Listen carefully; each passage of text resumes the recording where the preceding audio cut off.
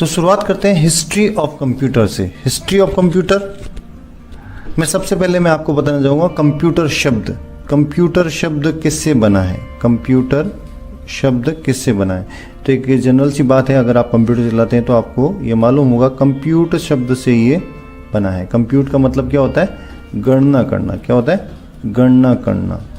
और हिंदी में कंप्यूटर को क्या बोलते हैं? संगणक। क्या बोला जाता है? संगणक। और सही मायने में कंप्यूटर शब्द की उत्पत्ति लैटिन भाषा का एक शब्द है। लैटिन भाषा का एक शब्द है जिसको बोलते हैं प्यूटर। बोलते हैं प्यूटर। इसका मतलब क्या होता है? Think and filter. Think and filter यानी सोचना व छांटना। तो ये एक छोटा सा इसका इतिहास है कंप्यूटर शब्द का। आशा करता हूँ आपने इसमें कुछ नया ही सीखा होगा, लेकिन मैं आपको बता दूं किसी दूसरे वीडियो में इस लैटिन भाषा के शब्द के बारे में कहीं डिस्कस नहीं किया गया। फिर नेक्स्ट है पहला डिवाइस जिससे कंप्यूटर का कह सकते हैं भी एक कंसेप्ट माइंड में आया उस वक्त के मानव के अंदर 1600 ईस्वी में। एबेकस, जो आज भी यूज होता है, आज भी इसको यूज करते हैं छोटे बच्चों को कैलकुलेशन सिखाने के लिए। तो ये 1600 ईस्वी में इसकी खोज की गई थी। कुछ बुक्स में इसको 1602 में भी लिखा हुआ है ईस्वी में इसको खोजा गया था। और इसको बनाया था चाइना के लोगों ने, ठीक है। और ये ओवरऑल एक स्लेट होती है जिसके चारों तरफ वुडन फ्रेम होती है। वुडन फ्रेम, ठीक है। इस वुडन फ्रेम के अंदर जो ये छोटी छोटी बिट्स होती है इनको स्लाइडिंग बिट बोलते हैं। क्या बोलते हैं इनको? Sliding bit. एक से ज्यादा तो स्लाइडिंग बिट्स, ठीक है। और इन्हीं को स्लाइड करके बच्चे को 4 तरह की कैलकुलेशन सिखाई जाती है। पहली कैलकुलेशन जोड़ना, जिसे एडिशन बोलते हैं अपन। फिर दूसरा है सबट्रैक्शन, घटाना, ठीक है। और तीसरा है मल्टीप्लिकेशंस, जिसमें अपन गुणा करते हैं। और लास्ट में डिवीजन, भाग करना। तो इस तरह की 4 कैलकुलेशन इसमें सिखाई जाती है। अगला डिवाइस है नेपियर बोन्स। नेपियर बोन्स की खोज किसने की थी? जॉन नेपियर ने। जॉन नेपियर एक स्कॉटलैंड कंट्री के रहने वाले थे। इनको स्कॉटिश मैथमेटिशियन भी बोला जाता है। स्कॉटिश मैथमेटिशियन, ध्यान रखना ये क्वेश्चन आ सकता है, ठीक है।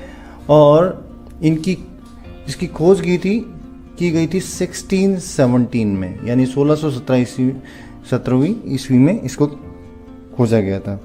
और इसके अंदर ये 9 स्टिक्स होती है। 9 स्टिक्स आर देयर, ठीक है। 9 स्टिक्स होती है, इनमें नंबर्स के कॉम्बिनेशंस बने होते हैं। और इसके द्वारा जो कैलकुलेशन की जाती है वो पहली होती है मल्टीप्लिकेशन यानी गुणा करना, ठीक है। और दूसरी है डिवीजन यानी क्वार्टेंट निकालना। ये 2 तरह की ही कैलकुलेशन इसमें की जा सकती है। और इसमें जो कैलकुलेशन का प्रोसेस होता है उस प्रोसेस को बोलते हैं रैप्डोलॉजिया। क्या बोलते हैं इसको? रैप्डोलॉजिया। ये ध्यान रखना, ये क्वेश्चन इसका बन सकता है। और ये नेपियर रोड्स के नाम से भी जानी जाती है, ठीक है। इस डिवाइस को नेपियर रोड्स भी बोलते हैं। क्या बोलते हैं इसको? Napier rods. तो अगला डिवाइस है पास्कलाइन। पास्कलाइन की खोज ब्लैच पास्कल नाम के वैज्ञानिक ने की थी। इन्होंने इसको 1642 में यानी 1642 में खोजा था। ये एक फ्रेंच मैथमेटिशियन थे। कौन थे? फ्रेंच मैथमेटिशियन, ठीक है। और इस डिवाइस को पास्कलाइन भी बोला जाता है और पास्कल्स कैलकुलेटर भी बोला जाता है। क्या बोला जाता है? पास्कल्स कैलकुलेटर, ध्यान रखना, ठीक है। और इसको इन्होंने अपनी 19 साल की एज में ही खोजा था, ठीक है। जब ये 19 ईयर्स के थे तो इन्होंने इसको खोजा था। ये पहली ऐसी मैकेनिकल मशीन है जिसके अंदर गियर्स हुआ करते थे। क्या होते थे? गियर्स, यानी first mechanical machine that has gears, ठीक है। और इन्होंने इस डिवाइस को अपने फादर के लिए बनाया था, ठीक है। फादर इनके टैक्स ऑफिशियल थे। क्या थे? टैक्स ऑफिशियल, यानी वो टैक्स ऑफिसर थे उनको कैलकुलेशन की बहुत ज़्यादा ज़रूरत पड़ती थी, तो उन्होंने ये मशीन बनाई थी उनके लिए, जिसके अंदर, इस मशीन के अंदर जो गियर्स थे, इन गियर्स से नंबर डायल किया जाता था, ठीक है, डायल किया जाता था, तो कैलकुलेशन हो जाती थी, ठीक है। तो नेक्स्ट डिवाइस है जैकर्ड्स लूम। इस लूम को इन्वेंट किया था जोसेफ मेरी ने। किसने किया था? जोसेफ मेरी ने। जोसेफ मेरी ने इसकी खोज की थी 1801 के अंदर। कब की थी? 1801 में। और ये एक फ्रांस के साइंटिस्ट थे, फ्रांस के साइंटिस्ट, ठीक है, और इंजीनियर भी बोल सकते हैं हम इनको। और इस लूम के अंदर इनपुट किया जाता था किसकी हेल्प से? कार्ड की हेल्प से, जिसको जैकर्ड कार्ड भी बोला जाता है। क्या बोला जाता है? Jacquard card. और नॉर्मल या सामान्य भाषा में उसको पंच कार्ड बोलते थे। क्या बोलते थे? पंच कार्ड, ठीक है। इन पंच कार्ड के द्वारा इसमें इनपुट करवाया जाता था। और ये मशीन मेनली टेक्सटाइल इंडस्ट्री के अंदर यूज की जाती है, और आज भी यूज की जाती है इसको टेक्सटाइल इंडस्ट्री के अंदर। तो इसको बनाया गया था 1801 के अंदर, ठीक है। नेक्स्ट डिवाइस है टेबुलेटिंग मशीन। टेबुलेटिंग मशीन को बनाया था हरमन होल्डिथ ने 1890 में। और इसमें भी इनपुट के लिए क्या यूज किए जाते थे? पंच कार्ड, ठीक है, पंच कार्ड। और ये पहली फर्स्ट इलेक्ट्रोमैकेनिकल मशीन थी। बहुत इंपॉर्टेंट क्वेश्चन है, ठीक है। पहली इलेक्ट्रोमैकेनिकल मशीन थी। ये एक बार में एक ही पंच कार्ड को रीड करती थी, ठीक है, वन टाइम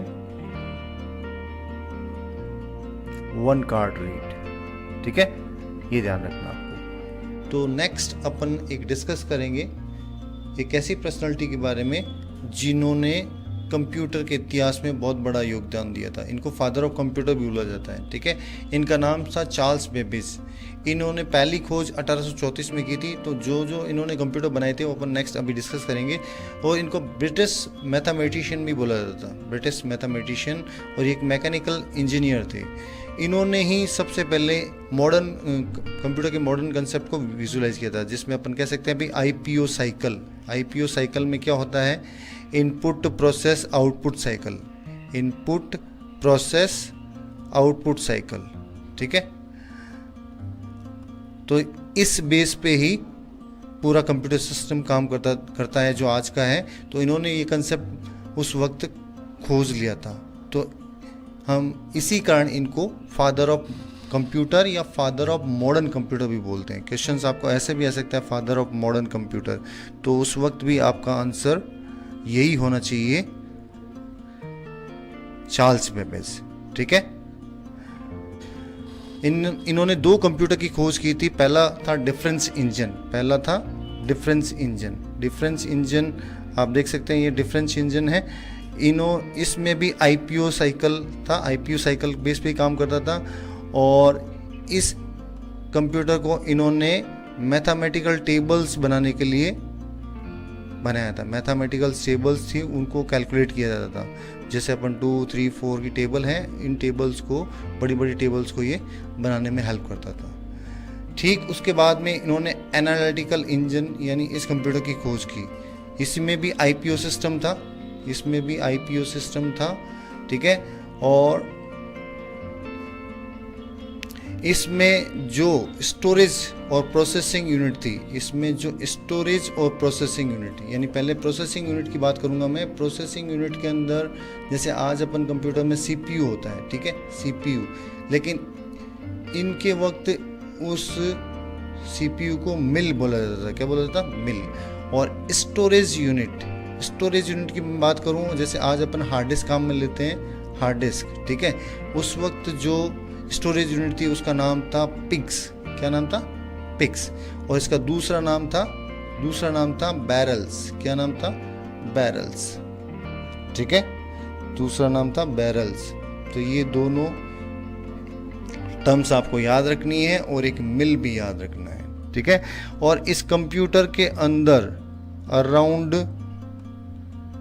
1000 नंबर तक स्टोर किए जा सकते थे, 1000 नंबर तक स्टोर किए जाते थे, वो भी 50 डेसिमल्स के साथ में, 50 डेसिमल्स के साथ में। तो आशा करता हूँ आपने बहुत मतलब एंटिक चीज़ें मैंने आपको बताई है, तो ये भी एग्ज़ाम में आ सकती है, इनको आपको ध्यान में रखना है। और ये दोनों कंप्यूटर जो आप देख रहे हैं, ये दुनिया के पहले फर्स्ट जनरल पर्पस कंप्यूटर थे, फर्स्ट जनरल पर्पस कंप्यूटर थे, ठीक है। क्योंकि ये मार्केट में बड़ी बड़ी कंपनीज के लिए अवेलेबल थे, तो वो इनको यूज़ करते थे इनके एप्लीकेशंस के अकॉर्डिंग। तो इसीलिए चार्ल्स बेबेज को फादर ऑफ कंप्यूटर बोला जाता है। तो आशा करता हूँ आपने इस पर्सनालिटी के बारे में बहुत अच्छी तरीके से जान लिया होगा। अब हम चलते हैं नेक्स्ट डिवाइस पर। तो अगला डिवाइस मार्क 1 इस वीडियो का आखिरी डिवाइस, जिसको बनाया गया था हावर्ड एकन ने बनाया था 1944 में, और ये अमेरिकन इंजीनियर थे। इन्होंने इस कंप्यूटर को वर्ल्ड वार सेकेंड के टाइम बनाया था। किस बनाया? वर्ल्ड वार सेकेंड, ठीक है। इसमें जो पहली बार डेटा स्टोर करने के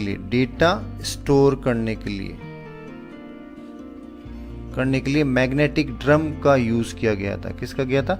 मैग्नेटिक ड्रम का, ठीक है। तो आप देख सकते हैं इस डिवाइस के ऊपर ग्लास कवर लगा हुआ है और इसमें इंटरलॉकिंग भी है, ठीक है। और इसमें स्विचेस भी है, स्विचेस के थ्रू कंट्रोल, और इसमें जो इनपुट होता था मैनुअली होता था, जैसे आज अपन कीबोर्ड से करते हैं, है ना, कीबोर्ड से इनपुट करते हैं, वैसे इसमें इनपुट होता था। कीबोर्ड नहीं था, लेकिन कीबोर्ड के जैसे ही इनपुट किया जाता था डेटा का, ठीक है। तो ये सबसे एडवांस कंप्यूटर था उस समय तक का, 1944 तक का। और आगे अपन नेक्स्ट वीडियो में डिस्कस करेंगे जनरेशंस ऑफ कंप्यूटर, यानी कंप्यूटर कैसे जनरेशन बाय जनरेशन डेवलप हुआ, और आज का जो कंप्यूटर है वो कौन सी जनरेशंस का है। तो आशा करता हूँ आपने इतिहास के बारे में बहुत कुछ सीखा होगा। अगर आपको वीडियो अच्छा लगा तो प्लीज़ लाइक करें और शेयर करें और चैनल को सब्सक्राइब करें। Thank you.